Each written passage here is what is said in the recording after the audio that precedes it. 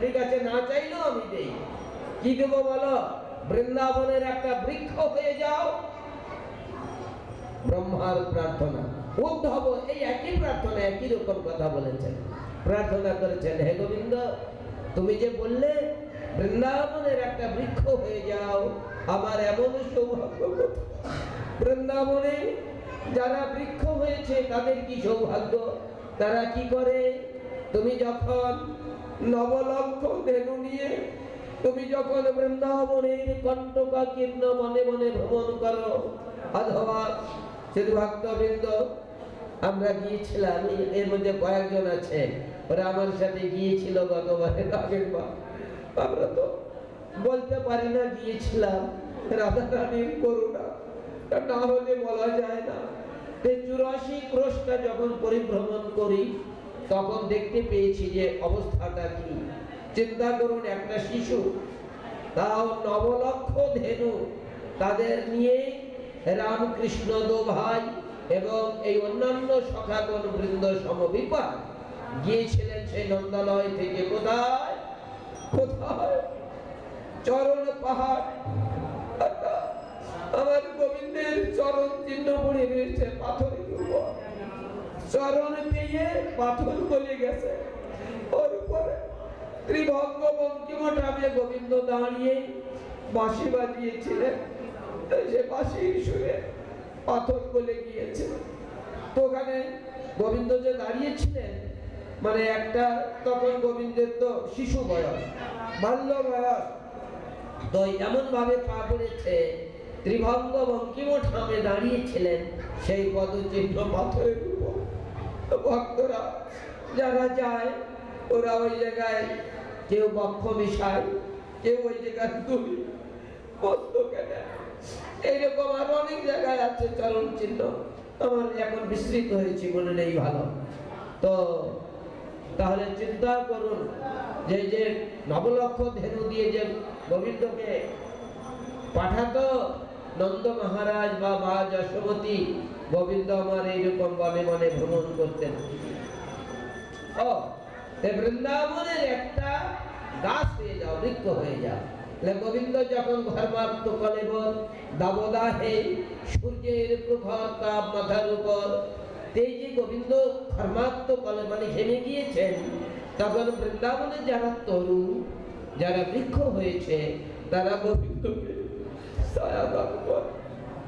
আমি এমন সৌভাগ্য কোথায় পাবো? ভজন সাধন তো করিনি, গরু চুরির অপরাধে তোমার কাছে এসেছি। বলে আচ্ছা ঠিক আছে, বৃক্ষ না হোক, একটা পুষ্প হোক। ব্রহ্মা বললেন এমন সৌভাগ্য নেই। যারা বৃন্দাবনে পুষ্প হয়েছে তাদের কত সৌভাগ্য, তারা মালা হয়ে তোমার গলে রাখছে। অথবা যদি কৃষ্ণ ভক্তের হাতে পড়ে, তাহলে ভক্তটি কি করে? ওই পুষ্পটি নিয়ে গোবিন্দের চরণে অর্পণ করে। তাও যদি না পারে, অন্তত কৃষ্ণ ভক্তের গলে দুলিয়ে দেয়। আমি এমন সৌভাগ্য কোথায় পাবো? বৃন্দাবনে পুষ্প হয়ে তোমার গলে আমি শোভিব। বলে কি চাও? বলে তুমি এই করে দাও। কিছুই তো নেই সৌভাগ্য, যেন বৃন্দাবনের বাইরে, বৃন্দাবনে নয় বাইরে, মানে মথুরায় একটা দুর্বা ঘাস হয়ে জন্মাতে পারি। তাৎপর্য কি? তাতে কি হবে? কি হবে? বৃন্দাবনে তুমি যখন ধেনু বৎস নিয়ে চড়াতে চড়াতে বৃন্দাবনের বাইরে যাও মথুরায়, আমি একটা তৃণ হয়ে কোথায় থাকবো? না পথি পার্শ্বে, পথের উপরে নয়, পথি পার্শ্বে থাকবো। যারা তোমার সহচর, তোমার বাল্য সহচর এবং ধেনু, এমনকি ধেনু বৎস যাদের জ্ঞান থাকে, তারা তো পথের উপর দিয়ে যায়।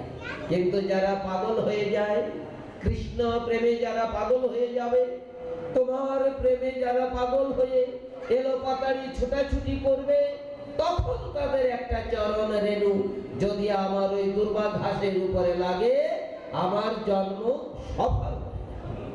এই দেখুন তাৎপর্য, দেখেছেন? এই জন্যে সাধু সঙ্গ, নাম কীর্তন আর ভাগবত কথা, কৃষ্ণ কথা শ্রবণ। এই যে কৃষ্ণ কথা, যে কথায় নাই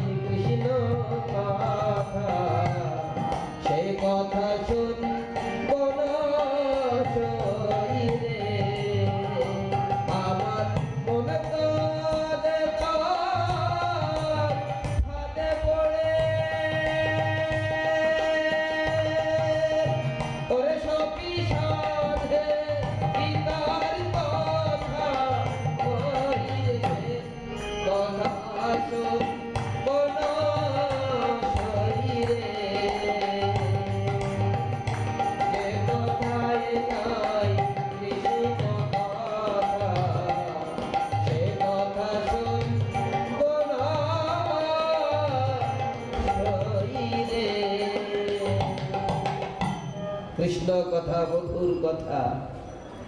তব কথামৃতম তপ্ত জীবনম কবি ভীরনীড়িতং কলমশাপহম শ্রবণ মঙ্গলম। ভগবানের কথা শুনলেই অ্যাকশন। শ্রবণ মঙ্গলম মানে জীব শুনতে চায় না, কিন্তু তথাপি যারা শুনবে, শুনলেই কল্যাণ হবে। এই ভাগবত কথা এমন মধুময়, মধুর কথা। মধুরম মধুরম বপুরস বিভোর মধুরম, তার সব কিছু মধুর, শুধু মধুর আর মধুর। কবি বিল্বমঙ্গল তিনি লিখতে গিয়ে শুধু চোখের জলে ভেসে গিয়েছেন, বর্ণনা করতে পারেন। মধুর হইতে সুমধুর, তাহা হইতে সুমধুর, তাহা হইতে অতি সুমধুর, কবিরাজ গোস্বামীর পদ। এই জন্যে এই মধুর কথা আপনারা সাধন করতে এসেছেন। এই হলো ভাগবত কথা। আর মথুরা মণ্ডলে বাস। এখন মথুরা বৃন্দাবনের বাইরে সর্বস্ব ত্যাগী জীবের কর্তব্য কাহাবার শ্রী বৃন্দাবন, যাহা নিত্য লীলারাস। ব্রজবাসী উত্তম, কিন্তু অনেক ভজন না থাকলে তার ব্রজবাস হয় না। এই জন্যে মথুরার কথা বললেন যে কাছাকাছি অন্তত মথুরা মণ্ডলে বাস। এখন আপনারা এসেছেন, যে মায়েরা এসেছেন, বাড়িতে গিয়ে আপনারা এই মধুর পরিবেশ করতে পারেন। কেমন আমার রাধা গোবিন্দ বিগ্রহ নিতাই গৌর, যদি ভক্তবৃন্দ যে জন গৌর ভজিতে চায়, যে জন গৌর ভজিতে, যে জন গৌর ভজিতে চায়, যে জন গৌর ভজিতে চায়, আরে সে জন গিয়া শরণ লোক, সে জন গিয়া, আরে সে জন গিয়া শরণ লোক, সে জন গিয়া শরণ নিত্যানন্দের পায়, নিত্যানন্দের পায়, নিত্যানন্দের পায়। যেজন গৌর ভজিতে চায়, সেজন গিয়া শরণ্যিক নিত্যানন্দের পায়। যদি ভক্তবৃন্দ, আর বিগ্রহ প্রতিষ্ঠা, আপনাদের কাছে একটা কথা বলি, দয়া করে কেউ কিছু মাইন্ড করবেন না। আমার অনেক সৌভাগ্য, গুরু মহারাজের কৃপায় অনেক দেশে যাওয়ার সৌভাগ্য হয়েছে। এই সবে মাত্র মালয়েশিয়ায় গিয়েছিলাম। আমার শ্যামা ছিল সাথে, বাউল গাইবে, এখন আসবে। শ্যামা, নন্দ, উপেন্দ্র, নিত্যানন্দ, আমরা মালয়েশিয়ায় গিয়েছিলাম। এই 29 তারিখে গেছি, আবার 3 তারিখে চলে এসেছি। এর আগেও আমি গিয়েছি 92-তে। কি দেখলাম? 32টা মন্দির শুধু মালয়েশিয়ায়, 32টা, 32। আমি যখন 92-তে গিয়েছিলাম তখন মাত্র 9টা ছিল, আর এখন সেখানে জেনে এলাম 32টা মন্দির। শুধু ভক্তবৃন্দ, একটা ইসলামী দেশ, মুসলমান দেশ, 10% হিন্দু, তাও বেশিরভাগ তামিল। আমার হৃদয়টা জুড়িয়ে গেছে, ভরে গেছে। কেন? আমি যখন বলেছি যে আপনারা জয় দিন, সব মা জয় দিয়েছে। কিন্তু মালয়েশিয়ায় এই একই গান গাইলাম মালয়েশিয়ায়। কেন? যে তামিল মায়েরা, তারাও হিন্দু, কিন্তু তাদের মধ্যে এই কালচারটা নেই। এটা বাঙালিরা রপ্ত করেছে। তো বিদেশে গেলে তারা কি বলে জানেন? যে হে, তোমরা তো বাংলাদেশ থেকে এসেছ, শুনেছি বাঙালি মায়েরা ভালো করে উলুধ্বনি দিতে পারে। এই টাউনের মায়েরা দেয় না, যারা স্কুল কলেজে গিয়েছে এরা দেয় না, কিন্তু শাখারি বাজার তার মধ্যে ব্যতিক্রম দেখলাম। আমার হৃদয়টা একেবারে জুড়িয়ে গেছে।